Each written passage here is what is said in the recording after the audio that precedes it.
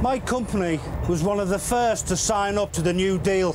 It's about giving young people the opportunity to go to work. Despite New Labour's desire to encourage benefit recipients to pull their weight in work, welfare spending grew 40% in a decade under Labour. The subsequent coalition government pledged to cut the large deficit they inherited and decrease welfare spending. If you go back to before the financial crisis, we were spending about 10% of national income each year on welfare. During the course of the financial crisis, that bounced up to about 12.5%, and that's basically because a lot of benefits were being raised in line with inflation at a time that the economy was shrinking. So essentially what's happened over the last Parliament, and is continuing to happen over this one, is that the government is getting that number back to 10% again.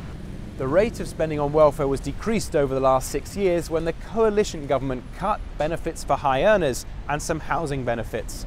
But the real savings, the big savings, were achieved when the former Chancellor George Osborne increased the benefits that most people got at a lower rate than before, or froze them.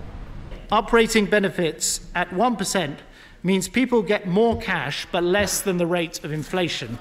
And taken together, we will save £3.7 billion in 2015-16 and deliver permanent savings each and every year from our country's welfare bill.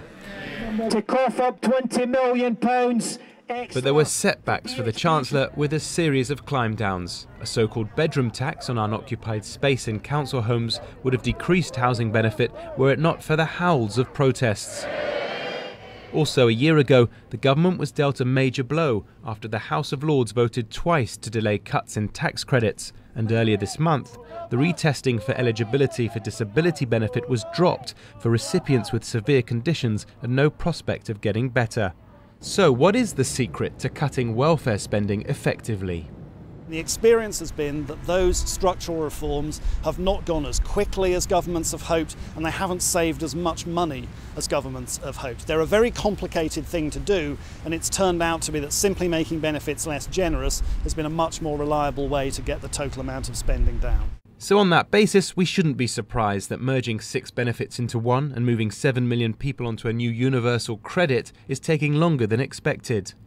It was originally launched 3 years ago by the then Work and Pensions Secretary Ian Duncan Smith, but it's been a long journey, at times tortuous. You told us in September that the system was working. We are now told that it isn't working. And even transformative. We're now also looking at universal credit as something that is designed to save money relative to the benefits it's replacing, rather than the earlier vision that it should be somewhat more generous. So that change and the current 4-year freeze to many benefits means that the rate of welfare spending continues to fall.